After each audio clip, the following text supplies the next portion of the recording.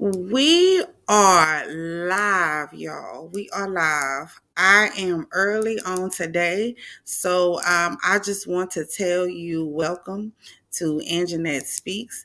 I am so excited that you were able to tune in.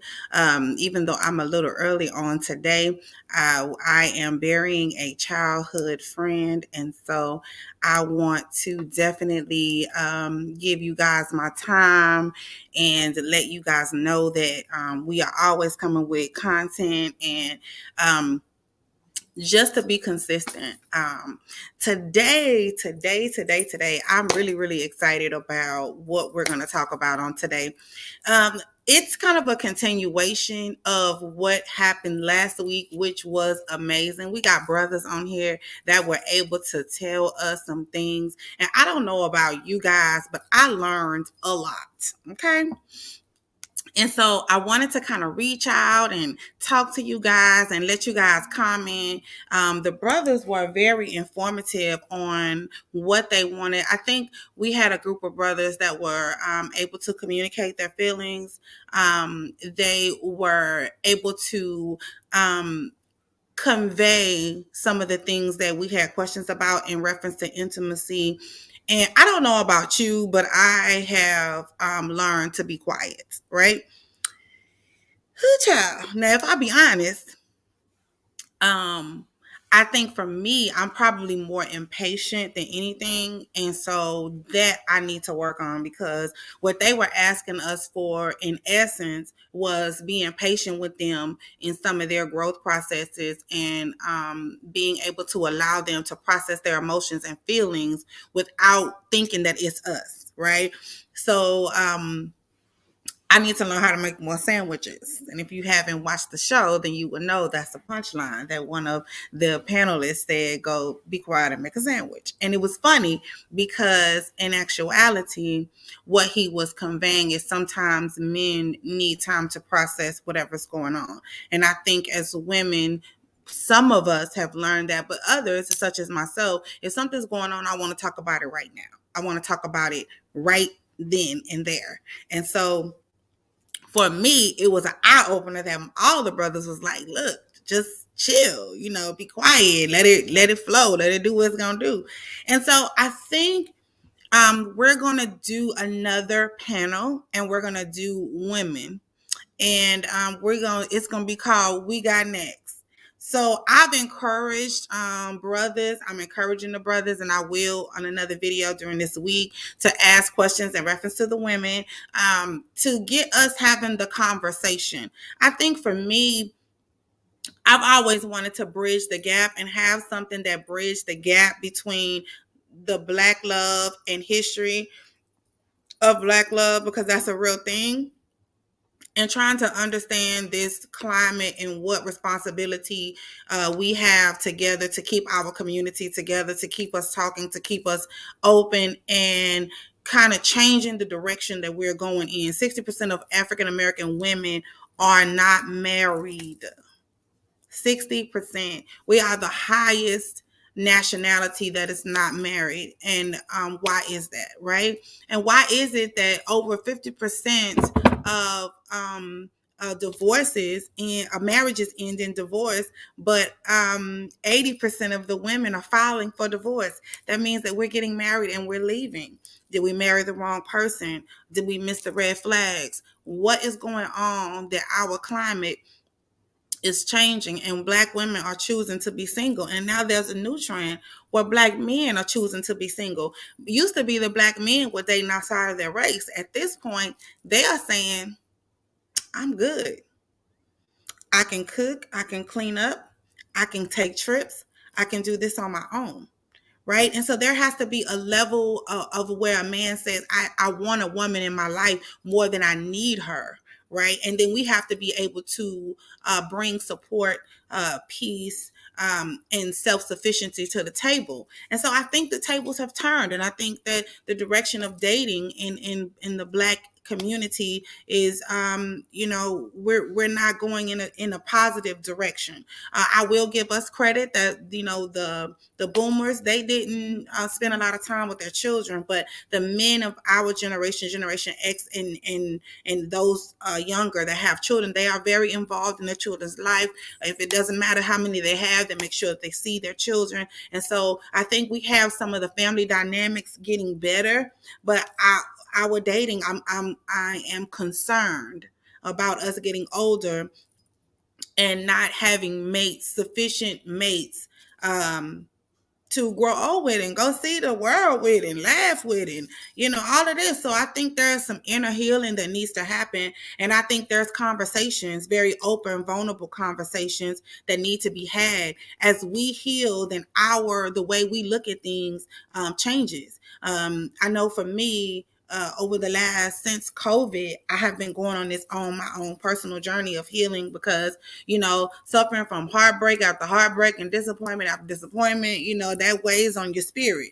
And you wonder why you are feeling a certain way. You wonder why, you're depressed and, have anxiety and all this stuff. Well, a lot of that is that inner healing needs to happen as well. And so when I started searching out for inner healing and going to counseling and doing what I needed to do to make me a better me, right, and talk about some of those things that were eating me up inside that I was praying about but not doing anything else, I believe that at that point, that's when you're ready to have those conversations. And so I think that we are at a pivotal point in our lives where we need to start talking about the direction of our relationships, where they're going, being friends, being open, like a lady called me this week and she said, can you talk about on your show? I drive a nice car, and we kind of hit on this a little bit. I drive a nice car, I live in a nice house, and I'm getting men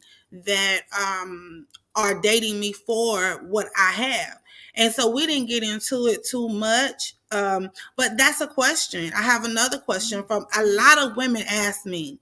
How is it that women that are self-sufficient and sustainable are not being able to keep men, but women that are not in the best financial situation, or have a lot of kids and I don't have a lot of kids, or my kids are grown and she got 6 kids?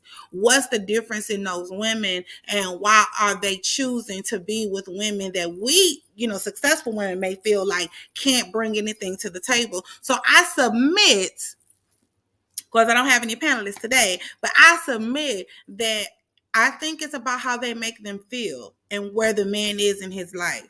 Sometimes I think that women that are self-sufficient can be, we use the term overbearing, but as a woman, I think when you're self-sufficient, you're more headstrong.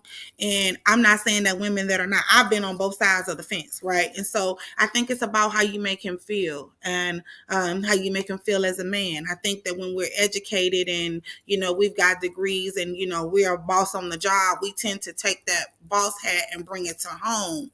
And I think that's when the hat needs to come off. And that's just my opinion. I could be right or wrong. Y'all tell me. Brothers, if you're tuning in, you tell me.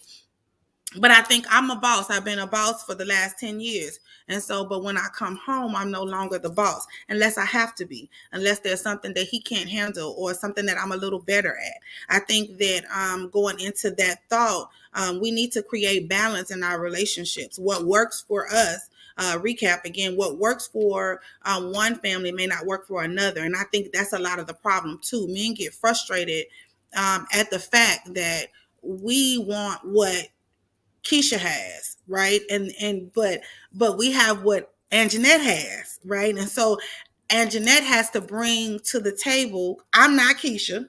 Keisha's not me. My mate isn't Keisha's mate, right? And so we have to do what's best for our household and family. So I think when we go into sharing what has happened in our lives, what has happened in our relationship, and I think that we need to be more responsible, right, with sharing information with our close loved ones, because at the end of the day, like my girlfriend sent me a post that said, I'm ready. I done cut his car, we didn't key this car, we didn't flatten his tires, and now y'all back in love, and now I'm the enemy, right? And it happens a lot. And so I think maturity makes the difference. Let people work out their own issues and you support them where you can and don't take it personal, right?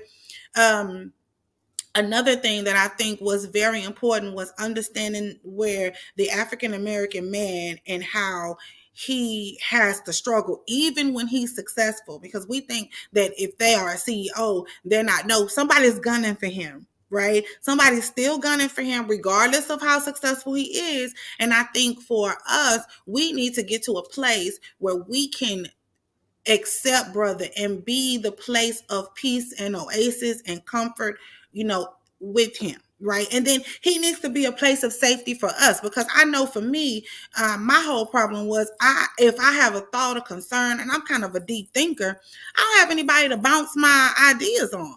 So I think too, choosing a mate, we need to find someone that's able to handle us mentally, emotionally, physically. All of those things play a factor in what we need to do as far as looking for a mate, establishing our own relationships, and keeping those relationships, healthy, whole. I read a post that said they don't know about a healthy relationship and what that looks like because nobody's emulated that. And I think that's a true statement, but I think we know what's right and wrong. And if we just practice that on both ends, we could do a much better job. So I want to start the conversation. I wanted to come and do a recap. I wanted to come and allow you guys to ask more questions and to be more interactive. And then here's the challenge, is that if you are in a relationship, really be honest with yourself as a woman and as a man. First of all, where do you want this relationship to go? Where is this going? Right? And be honest with yourself. If this relationship isn't going in the direction that you want it to go, and as a woman and as a man, you need to be honest with yourself and say, this may not be what I want. Right. And as hard as that may be, and as mentally taxing as that may be to step away and walk away from something, you're giving yourself an opportunity to find what you really want. Right. And I'm not talking about these options. Oh, he liked me, she liked me, and I'm going to talk to her and I'm going to swipe right. I'm not talking about that. I'm talking about finding something sustainable, something that is going to be of substance and value, someone that you can not only ask for the remote, but where y'all can go travel at. You can go with your Aruba. I like girls trips and all, they're cute, but that ain't what I want to do. That's not what I want to do. I love girls trips. They're nice, but I'd like to be in a relationship where I like him enough to go out and be with him and spend time with him and not have to worry about whether we're going to get into an argument. And I know some of us are in those relationships. I get it. And so I think to challenge you to go back home after these conversations I had and say, what is the direction that I want this relationship to go in? And is it something I want for my life? Because I'm going to tell y'all something. After wasting 5 years of my life, right? And that's no knock, because man, did I grow. Man, did I need that. Man, did I need that soul breaking, mental breaking experience. I think I did. To arise and be the woman that I am and becoming, I needed to break some habits. I needed to break some things. However,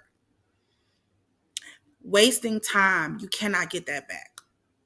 I can't get this next 30 minutes I spend with you back. I can't. So be intentional, because if you're my age, I'm 45 years old. So if you're my age, you got more days behind you than you got ahead of you. So I think at this point, we need to start being more intentional, right? And we need to understand that sleeping with somebody, having sex and casual sex and all that, that's great. But at the end of the day, do we really want all these people in our spirits? Do we really want to walk around with all these folk, right? So I think I'm challenging women and men with this recap conversation as I go into to doing more of these relationship panels, to see if we can't grab some things and take back home. My challenge is that you start where you are, right? And you start to look inward and say, you know what? I need to watch my mouth. I need to watch my temper. I need to stop fussing so much. And if you don't like him, give him to somebody that like him. Don't be holding on to him because you don't want nobody else to have him. Don't hold on to her because you want somebody else to have. You don't want nobody else to have her. Let him go. Let him go. Let him go. Because here's the thing. Yes, while there's other fish in the sea, there are people that someone is waiting for that person to move out the way so that they can be what you need. But you have to do all of this inner searching in order to find out exactly what you need. Because how many of us have been 5 years ago? I'm not the same woman I was at 40. I'm not. My tolerance is at like that. All my fix a man tools, they gone. I don't have nothing for you. If you're broken and you ain't gonna break me trying to get yourself fixed. So that's out for that. I'm not doing no counseling. I ain't doing too much of nothing. If you messed up, okay, brother. Well, I see you. I'm not doing it. I have so many things that I want to do to be better for me and my mate or whoever may come along in my life, right? I do not want that. And then you waste all that time and you become bitter and angry and all that stuff. And who does that help? It doesn't help nobody. It doesn't help nobody. So I'm challenging you to heal, challenging you to have these conversations, challenging you men to be providers and for your woman. We need to talk about the brother that stays home and watch and play the game. We need to talk about the brother with felonies. We need to talk about the brother, because there are brothers that are stuck. What about the brother on child support? Child support taking all his money. Is he really a hobo, or is he in a position where he can't provide for himself? He was friendly, he had little, happy stuff, right? He was spreading his love around a lot, too much. But does that mean that he's unworthy to be loved? Does that mean that because he may not be able to pay the whole rent, does that mean that he's emasculated as a man? If we chose to mess with him, does that mean that he is not able to provide other things? Black men provide more to the household than just paying the bills. Black men provide more to the household. He provides discipline for the children. He provides protection for you. He provides guidance. If you got a man you don't want to listen to, give that man to somebody that'll listen to him. I think when we restore the respect, when they come respectable, and then we restore the respect and the respect for ourselves, I think we'll be just a better people. And so I don't want to keep you and blabber on and on and on. I'm going to check for comments. Excuse me. I'm going to check for comments. I am going to get off. But I just want to make sure that you guys understand and know that there is a way that communication can change the direction of our relationships, right? It can change the direction of our relationships. So I want to make sure that we know. I want to check for comments. And let's see what they're saying. Let me see. That's so unprofessional, y'all. I'm gonna get it together one day. Okay, y'all. Yeah. Okay. All right. Okay. So, leave your questions and your comments, right? And we are going to have a conversation about this until we can get to a place where we can go home and challenge ourselves. That's all I want to say. We're going to recap. We're going to be quiet. So when I get a new man, I got to be quiet, y'all. Oh, Lord. I'm going to need some support through that. Y'all support me through it. Ooh. Because I talk too much. I need to know right now, like what's going on, what's up. And we need to, but I'm working on it. I also think that we need to pick better. The brother said something that I was like, whoa. They said it begins and it starts with a woman. It ends and it starts and ends with a woman. So if we pick better, we do better, then that means that our relationships will get better. That means overall relationships. That means mother daughter, mother in law, son in law, whatever, nieces, nephew, whatever. I think they'll get better when we get better, right? As women, because they say that it starts and ends with us. And I think that's a challenge for the women. I think that's a challenge for the women. There's power in hush. There's power in hush. Girl, Tasha said there's power in hush. Hi, Kelly. Yes, all my Fix a Man tools are gone, y'all. They're gone. I threw them away. I threw them out. So I don't have any. So I don't know how to fix anything broken. I have no screwdrivers. I have no nails. I have nothing. So yeah, get a counselor because I can't help you. Anyway, so I hope that you guys just enjoyed the recap. I really, really, really, really love this topic. We got next. Holla at me. Who's gonna be on We Got Next? Tasha, you coming? Ingrid, you coming? Who's coming?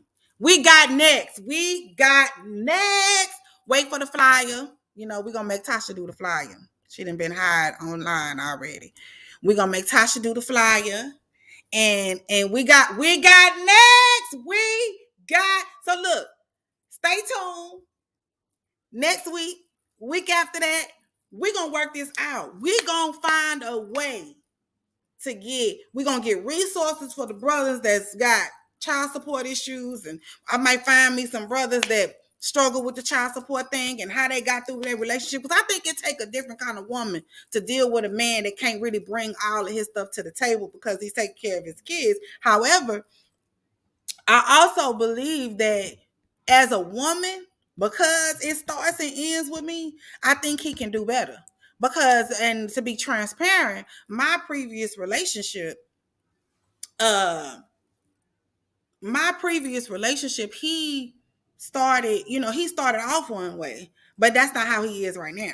And I think as a woman, we can push them in a positive direction and encourage and empower them to be the men. But I'm not talking about fixing nothing broke. We're gonna talk about that. So we got a lot to talk about, y'all, in our own space and the things that plague us and the things that plague everybody. Because Black people, we're not the only ones with relationship issues. I only know about that experience, but I welcome anybody to talk to me. Okay. So listen, I have taken up 22 minutes of your time. I want to tell you that I am so excited about this platform with Endure Entertainment. I want to tell you that Anjanette Speaks is all over the world. I am being heard in Ukraine. I am being heard in Germany. I'm being heard in Africa. I'm being heard. I don't care if one person heard me. Okay. I'm excited that someone is downloading, listening. Y'all, the last part broadcast got over 300 and something downloads, which is huge for us. And so we are going to have these conversations. I encourage you, leave comments, concerns, thoughts on this feed. I will be watching it. We will be watching it. And next week, we got next. So leave your comments, leave your questions, brothers, because we're ready to answer them honestly, open, and transparent as you did. Again, I want to thank all the brothers that was on the panel last week. They did an amazing job. We thank you for listening to Endure Entertainment, where there's clean entertainment. When you think of Endure Entertainment, think of clean entertainment. When you think of clean entertainment, think of Endure Entertainment. This has been another edition of Anjanette Speaks, the real, the raw, and the inspiring. Y'all have an amazing Saturday.